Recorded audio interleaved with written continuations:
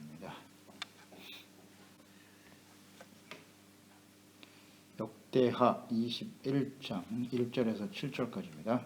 21장 1절로 7절 읽습니다. 여호사밧이 그의 조상들과 함께 누움에 그의 조상들과 함께 다윗성에 장사되고 그의 아들 여호람이 대신하여 왕이 되니라.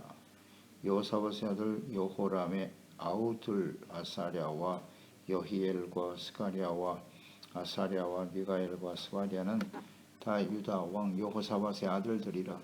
그의 아버지가 그들에게 은금과 보물과 유다 경관 성읍들을 선물로 후히 주었고 여호람은 장자임으로 왕위를 주었더니 여호람이 그의 아버지의 왕국을 다스리게 되어 세력을 얻은 후에 그의 모든 아우들과 이스라엘 방백들 중 몇 사람을 칼로 죽였더라. 여호람이 왕에 오를 때 나이가 32세라. 예루살렘에서 8년 동안 다스리니라. 그가 이스라엘 왕들의 길로 행하여 아합의 집과 같이 하였으니 이는 아합의 딸이 그의 아내가 되었습니다. 그가 여호와 보시기에 악을 행하였으나 여호와께서 다윗의 집을 멸하기를 즐겨하지 아니하셨음은 이전에 다윗과 더불어 언약을 세우시고 또 다윗과 그의 자손에게 항상 등불을 주겠다고 말씀하셨음이더라. 아멘. 패역한 자에게 주어진 왕위. 하나님 보시기에 정직하게 행했고 하나님께서 다스리시는 하나님의 나라, 의의 나라를 세우기 위해 힘썼던 여호사밧, 그의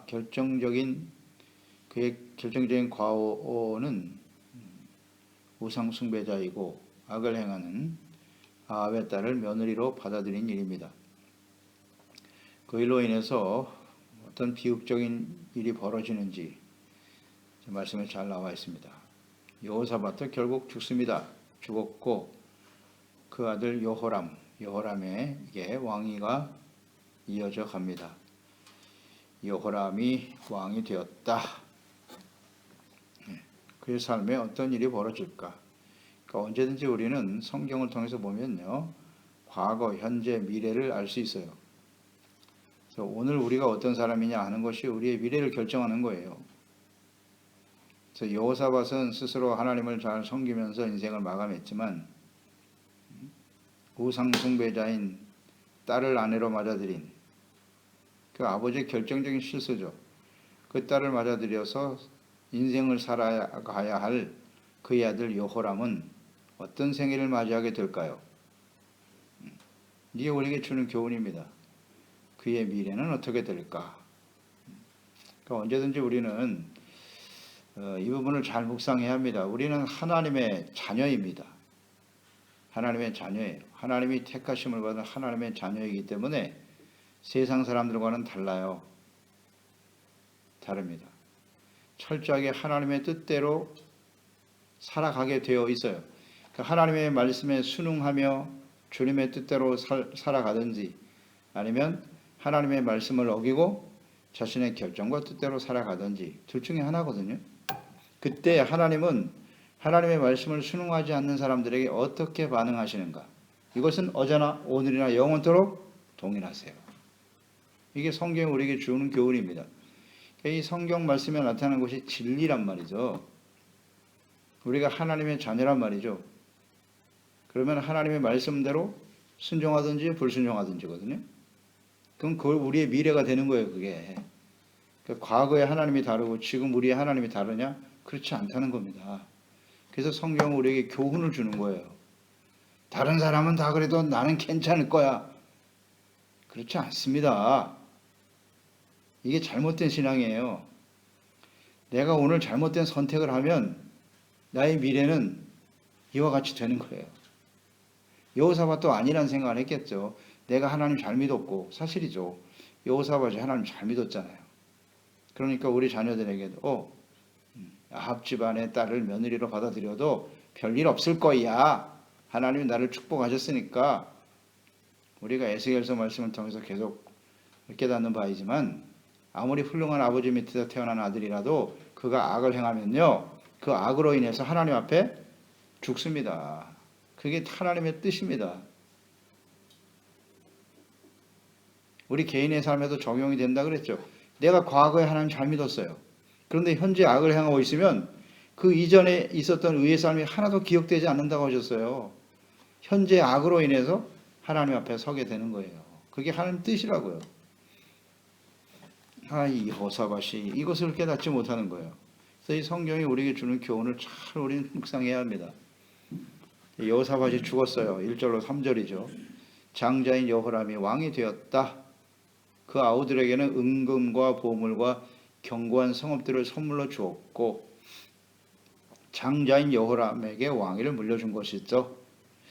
여호사밧이 이게 참 아쉽습니다. 이게 지혜로운 사람인데 하나님을 잘 섬겼던 사람인데 제가 묵상되는 바는 백성들에게 율법을 가르치고 재판장을 세워서 죄를 버리고 하나님의 진노가 임하지 않도록 해라 힘썼는데요. 정작 자신의 가정에는 이 하나님의 말씀으로 제대로 가르치지 못했다는 거예요. 말씀대로 적용을 못 시켰어요. 이게 여호사밧의 결정적인 실수입니다. 다른 사람은 가르치고 잘할 수 있는데 정작 자기 자신과 가정과 자녀들에게는 적용시키지 못하는 이런 일들이 많죠. 그래서 악한 자 하나님을 미워하여 우상숭배자인 아합과 이세벨의 딸을 아내로 맞은 여호람 장자라는 이유로 왕위를 물려주었어요. 여호사밧이. 그 왕이 어떤 자리입니까? 그 왕이 부패하면 그 백성들 전체가 다 부패하고 하나님의 진노 가운데 떨어지는 중요한 일인데 우상숭배자인 며느리를 받아들인 아내로 맞아들인 여호람 장자라는 이유 때문에 왕을 세웠다. 어리석은 결정이죠. 저는 말씀 묵상하면서 여호사밧이 다른 아들들에게는 은금을 주고 보물을 주고 견고한 성읍들을 선물로 줬다 그랬는데 이것도 마음에 안 들어요. 지혜로운 처사인 것처럼 보이죠. 그리고 여호람은 장자니까 네가 왕위를 이어받아라. 서로 분쟁이 없도록 지혜롭게 한 것 같지만 제가 볼 땐 이것도 잘못됐어요. 자녀들에게 은금과 보물을 물려주고 잘 알죠? 은금과 보물이 풍성하면 어떻게 된다? 반드시 부패하죠. 하나님을 바르게 경외하는 일을 가르쳤어야죠. 그걸 유산으로 남겼어야지. 어리석은 여호사밧아. 무엇을 유산으로 남겨줄 것입니까? 은금 보화? 견고한 성읍? 안타깝습니다. 여러분 이거 우리가 교훈으로 얻어야 돼요. 우리 가지고 있는 재산도 그렇게 많지 않지만 자녀에게 무엇을 유산으로 남길 것이네. 권력과 은금 보물을 남겼네. 여호사밧은. 참으로 안타깝습니다. 이게 묵상이 돼야 돼요. 그들의 앞날이 참 비극으로 계속되겠구나. 이걸 우리가 보는 겁니다. 하나님을 경외하는 것을 다윗처럼 그런 말을 남겨야죠. 마지막 유언. 내가 하나님, 내 아비의 하나님을 잘 알고 전심으로 기쁜 뜻으로 하나님을 섬겨라. 네가 주님의 말씀을 잘 행하면 하나님이 너를 만나 주실 것이지만 하나님과 말씀을 버리면 너는 영원히 하나님께 버림받을 거야. 분명하게 전해줬잖아요. 아쉽네요. 여호사밧. 아쉬워요. 마지막이 아름답지 못하네. 그렇습니다. 우리 인생을 언젠가 마감하겠죠. 끝나는 건데 나 하나만 잘 믿고 잘 살다가 천국 가면 그만이지. 이거 어떻게 보면 굉장히 무책임한 거 아니에요? 남은 자녀들에게 어떻게 할 건데? 결국 우리 인생이 자녀들을 남기고 가는 건데.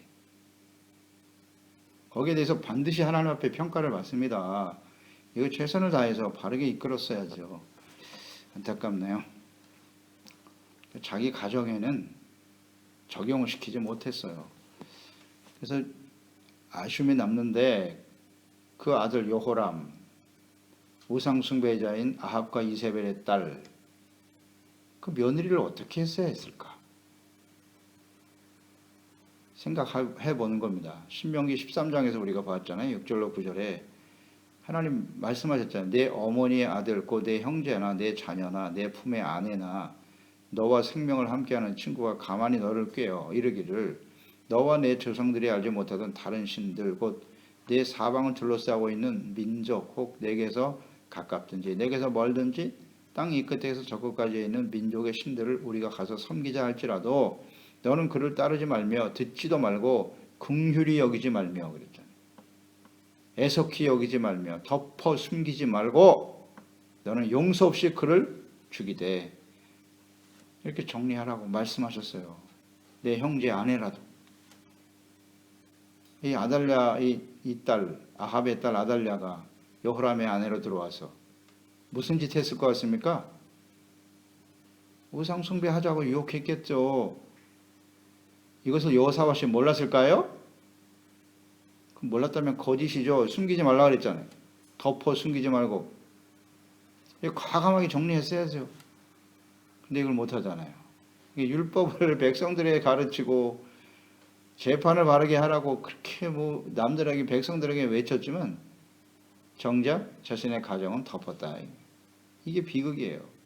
이게 우리의 특성이기도 하고 남들에 대해서는 뭐 죄를 지적하고 뭐 잘하면서 자기 자신 정작 자기 자신의 죄는 아주 관대해 덮어 숨기려고 하죠. 이것이 일반적인 사람들의 특성인데 오늘 여호사밧도 그러고 말았네요. 자기 자신에게 엄격해야 되거든. 이걸 못했네. 그래서 아합과 이세벨의 딸 아달랴를 며느리로 받아들였잖아요. 이걸 적용을 시키지 못하고 정리를 못했어요. 그리고 그 아들 여호람에게 왕위를 물려줬는데 이런 우상숭배자인 가정의 딸을 아내로 맞아들인 여호람, 이 영적 상태를 잘 보았어야죠. 아버지로서 영적 상태를 점검하고 과연 여호람이 이 이스라엘을 하나님이 다스리시는 의의 나라로 바르게 세울 수 있을까? 이걸 봤어야 되는 건데 전혀 몰랐을 리는 없어요. 여호사밧이 분명히 알았을 겁니다. 알았음에도 불구하고 오직 장자라는 이유 하나만으로 왕위를 물려주었더라. 정말 무책임한 행동이죠. 이거 이거 정말 결정적인 실수입니다. 이거 우상숭배자와 멍해를 같이 하면서 패역한 자가 결국 권력을 얻게 되었어요. 여호람이. 그 어떤 일이 벌어졌느냐. 바로 4절에 나오죠. 여호람이 왕이 되어 가장 먼저 한 일이 뭐다? 모든 아우와 방백들 중 몇을 죽였다. 이런 짓을 하는 거예요. 이게 누구 잘못이에요? 여호사밧입니다. 그 아버지가 잘못한 겁니다. 그 아들들 다 죽었어요. 이것이 우상숭배자를 끌어들인 하나님의 가정에 다가올 미래입니다. 우리는 아니라고요? 죽이진 않을지도 몰라요. 칼로. 이건 칼로 죽였어. 자기 권력이 있으니까. 그걸 왕이니까 뭐 죽여도 누가 처벌할 사람이 없으니까 죽였겠지. 그러니까 오늘날 우리 가정에 이렇게 칼로 죽이지는 않아도 영적으로 죽이는 일들이 얼마든지 벌어질 거예요. 우상숭배하는 것이 죽이는 거니까. 죄를 짓게 하는 게 죽이는 거잖아요. 이런 일들이 가족에 벌어진다. 이걸 우리에게 교훈으로 주는 겁니다. 다 죽였어요. 형제들을. 그러니까 여호람이 아내의 영향을 받은 거죠. 하나님을 경외하는 일에 무관심했고 어떻게 형제를 죽입니까? 이거 하나님 사람 맞아요. 이거 하나님 백성 맞아요. 율법의 계명을 전혀 이해하지 못하고 알긴 알아도 뭐 자신의 권력 마음대로 할 수 있다고 생각하는 교만이 이런 일을 행하게 하는 거죠. 아마 자신은 아내의 영향을 받아서 하나님을 경외하는 삶에서 좀 멀어졌을 것이고 그래도 다른 동생들은 여호사밧의 아들이기 때문에 하나님을 경외하는 모습이 있었을 거예요. 그러니까 백성들이 자신보다는 하나님을 경외하는 동생들을 더 따르려고 하는 경향이 있었을 것이라 추측되죠? 그러니까 비교되니까 다 죽인 거예요. 다 죽이는 거죠. 자신의 왕권을 강화하기 위해서 그 형제들을 없애야 나의 왕위가 견고하게 서겠지? 이건 뭐 하나님이 전혀 없어요. 이 마음속에는. 세상 사람들은 그렇게 해요. 세상 역사를 보세요. 왕이 되면 동생도 다 죽여요. 자기의 왕에 도전하는 사람 다 죽인다고. 이게 일반적인 사람들의 모습이거든요. 하나님이 없어요. 이 여호람 속에는 하나님이 전혀 없어요. 안타깝네요. 이 여호사밧의 아들이 이런 짓을 하다니, 이런 사람을 왕으로 세우다니 안타깝죠. 하박국 2장 12절에 보면 피로 성읍을 건설하며 불의로 성을 건축하는 자에게 화 있을진저 그랬어요. 피로 성을 세우고 피로 나라를 세우고 사람들을 죽이고 자기의 권력을 세우는 사람 반드시 화가 있습니다. 하나님의 공의가 임하고 말아요. 이건 역사가 가르쳐주는 교훈이죠. 오늘날 시대도 마찬가지고요. 백성들의 피를 흘리고 자기 권력을 지켜 여러 가지 이유는 들이대겠죠. 그것이 마치 정의인 것처럼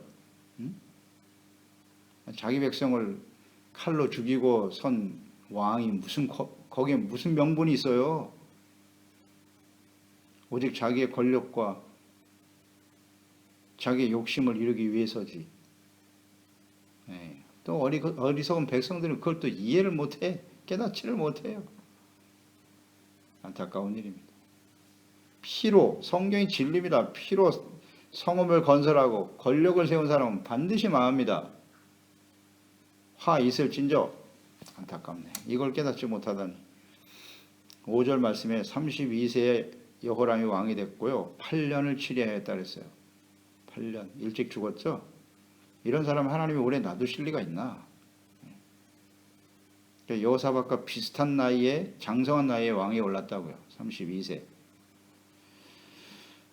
악을 행하니까 짧은 기간 치리하게 하나님께서 정리하신 거죠. 그러니까 이 8년이라고 하는 것은 이 악한 자들에게는 하나님께 돌아올 수 있는 기회인 거예요. 돌이킬 수 있는 기회를 주신 거라고요. 근데 돌이키지 못하니까 결국 화가 임하고 말죠. 거기 이제 방백들도 몇을 죽였다 그랬잖아요. 아우들, 동생들만 죽인 게 아니라 그 방백은 아마 옳은 소리 하는 사람이었겠죠. 그렇죠? 옳은 소리 하는 사람이 몇 명밖에 없었네. 이렇게 우상숭배와 동생을 죽이는 일에 방백들이 가로막아야죠. 이것은 하나님의 뜻에 맞지 않아요. 하고 옳은 소리 한 사람 죽였겠지. 이 악한 자들의 특성이에요. 책망을 듣지 않아요. 6절 여호람이 패역을 행한 이유가 나와 있죠. 그가 이스라엘 왕들의 길로 행하여 이스라엘 왕들의 길로 행했대요. 아합의 집과 같이 하였으니 이는 아합의 딸이 그의 아내가 되었음이라. 이게 원인이에요. 그가 여호와 보시기에 악을 행하였으나 그랬죠. 이스라엘 왕들은 금송아지 우상으로 시작해서 아합 왕 시대에는 가장 패역했죠. 우상. 거기다가 이세벨이 바알까지 끌어들였죠. 바알 우상까지 섬기는 그런 악한 왕이 아합과 이세벨이에요. 그 집의 딸이에요. 그 집의 딸을 아내로 말아들여서 결국 여호람도 그의 영향을 받게 되었다. 그러니까 북이스라엘 길로 행하잖아요. 그 아버지 밑에서 훌륭한 아버지 밑에서 자랐는데 아합 집의 딸을 끌어들이니까 여자의 영향을 받더라. 이거 뭐 피할 수 없는 진리입니다. 피할 수 없는 진리. 그러니까 이 아달랴가 여호람과 결혼해서 여호사밧 밑에서 시아버지죠. 시아버지의 그 신실한 믿음을 본받아 하나님을 잘 섬겼더라? 아니다. 아니다입니다. 그렇지 않은 경우도 종종 있을 수 있겠으나 거의 특이한 일, 하나님의 은혜와 역사가 아니면 이건 정말 어려운 일이고요. 이렇게 우상 섬기는 여자를 아내로 말아들이니까 결국 여호람도 그 길을 가고 말더라. 따라가게 돼요. 영향이 굉장히 크죠. 그래서 여호람이 부패한 길을 가고 동생까지 죽이는 이런 일을 벌이는 거죠. 아합, 북이스라엘, 이스라엘 길로 행하였더라. 이 아합이 북이스라엘, 그러니까 여호사밧이 아합 왕과 함께 이렇게 친교하려고 했던 이유는 우리가 형제다. 형제 맞죠. 이스라엘 12지파 중에 10지파가 거기를 따라갔으니까. 조상들로 보면 같은 조상이라고요. 같은 형제니까 우리가 함께 교류합시다. 이런 생각을 했을 거란 말이에요. 근데 선지자가 그거 잘못된 일이라고 분명히 지적해줬죠. 형제라고 해서 다. 그들이 우상숭배자인 경우에는 과감하게 정리를 해야 돼요. 신명기 13장에도 나와 있지만 형제, 아내라도 우상 섬기는 일에 우리에게 영향을 주면 과감하게 정리하라는 겁니다. 다 같이 죽는 거예요. 다 같이. 근데 계속 교제했잖아요. 요람의 아내가 되었으니. 그러니까 이 북이스라엘은 하나님을 야곱의 후손이잖아요. 하나님의 언약의 백성이라고 하는 이름은 있잖아요. 그래도 북이스라엘인데. 그런데 그들은 우상 숭배자들이고 끊임없이 선지자들을 통해서 회개하고 돌이키라고 했으나 돌이키지 않았고 선지자를 박해했죠. 하나님의 말씀을 저버리는 악한 자들이죠. 그러니까 이걸 조심하라는 거예요. 경건의 모양은 있는데 능력은 부인하는 거죠. 경건의 모양. 우리가 이스라엘 자손이야. 언약의 백성이야. 우리가 예수님 믿고 구원 받았어. 이거죠. 교회는 다녀. 그런데 악을 행해요. 우상 숭배에 빠져 있어요. 이걸 조심해야 됩니다. 이걸 잘 분별해야 돼요. 그래서 고린도전서 5장 6절로 7절에 보면 너희가 자랑하는 것이 옳지 아니하도다. 적은 누룩이 온 덩어리에 퍼지는 것을 알지 못하느냐? 너희는 누룩 없는 자인데 새 덩어리가 되기 위하여 묵은 누룩을 내버려라. 우리의 유월절 양 곧 그리스도께서 희생되셨느니라. 적은 누룩이 온 덩이를 다 부패시키는 거예요. 작은 죄악이고 작은 실수인 것 같이 보이죠? 여호사밧이 심각한 일이 벌어졌어요. 감당할 길이 없어요. 그래서 이 죄의 특성은 뭐냐? 누룩과 같아요. 이걸 예수님께서도 누누이 강조하셨어요. 죄가 좋은 것 같이 그게 들어가면 온 우리의 심령을 부패시켜요. 잊지 마세요. 죄는 누룩이다. 들어가면 뭐 바로 퍼져요. 그래서 작은 것이라도 절대 간과하면 안 돼요. 우리 심령 속에서 이것도 철저하게 하나님 앞에 돌이켜야 돼요. 매일매일 제거시키고 회개하고 씻음받고 회개하고 씻음받고.